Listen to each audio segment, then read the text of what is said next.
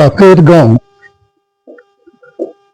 আজ সকালে দার্জিলিং শহর ছেড়ে রওনা দিলাম কালিম্পং এর কাছে একটি অদ্ভুত জায়গা কাফের গাঁও।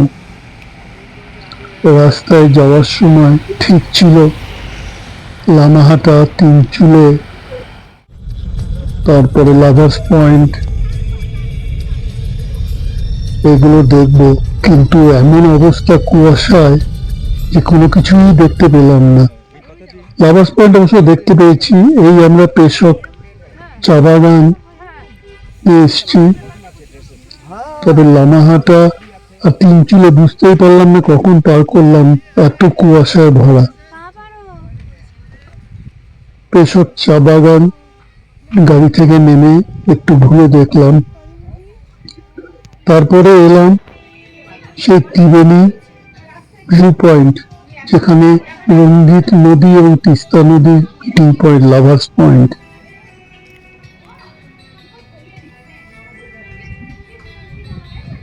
তিস্তার কাছাকাছি, এখান থেকে একটা কাঠের ব্রিজ পার করে যাব।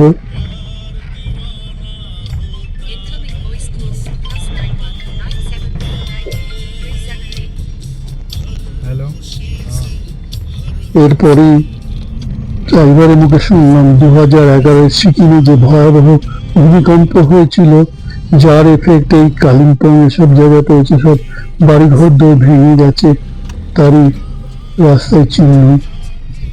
এই তিস্তা ব্রিজ পার করছি আমরা, এরপরে আমরা কালিম্পং শহরের দিকে ঢুকবো।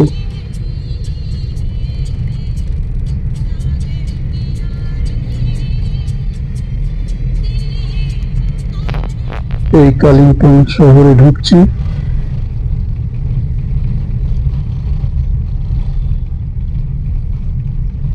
কালিম্পং এর বাজার,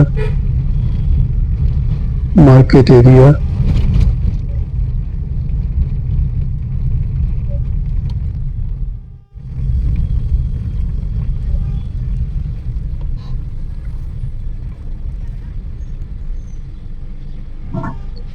কালিম্পং এবার পেরিয়ে এবার আমরা লোলেগাঁও এ ঢুকে পড়েছি। সুন্দর জায়গা লোলেগাঁও। লোলেগাঁও একটি এটা গ্রাম।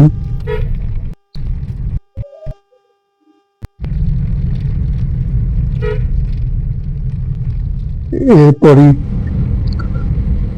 এই কাফে গাঁও যাওয়ার আগে হাইওয়ে ধরে আমরা এগিয়ে চলেছি কাফে গাঁও।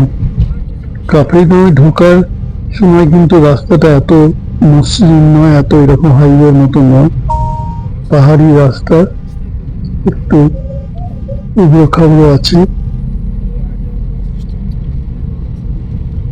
এই রাস্তাটা বেশ সুন্দর। এখান থেকে আর 2-2.5 কিলোমিটার কাফে গাঁও। এই আমরা কাফে গাঁও, কালিম্পং জেলার একটা মিষ্টি গ্রাম যেটাকে বলা যায় কাফের গাঁও, তার একটি হোমস্টে, কাফের হোমস্টে। এখানে আমাদের 2 দিনের থাকা। কি সুন্দর সাজানো, তার সাথে এখানকার যত স্টাফেদের আতিথেয়তা, সবকিছু আমি কি বলবো, অবর্ণনীয়।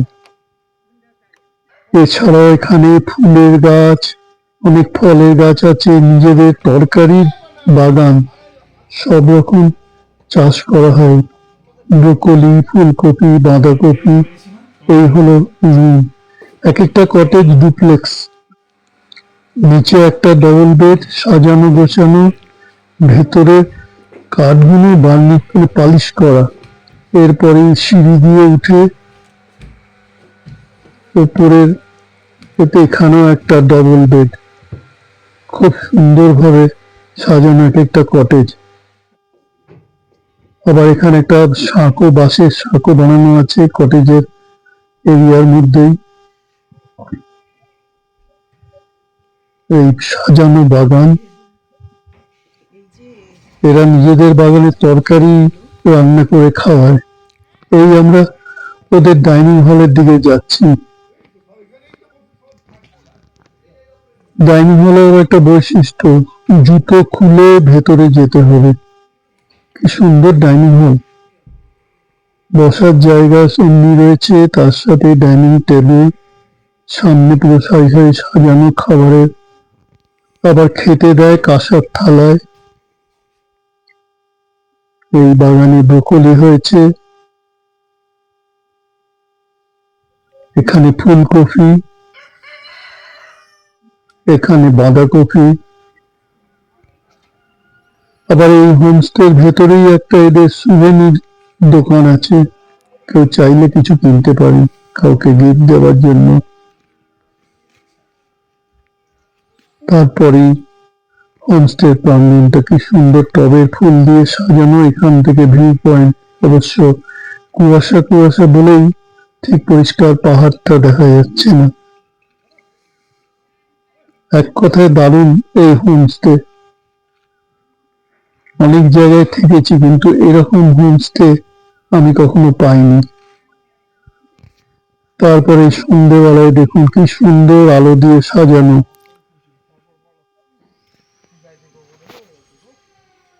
রুচিসম্মত আলো দিয়ে সাজানো রয়েছে।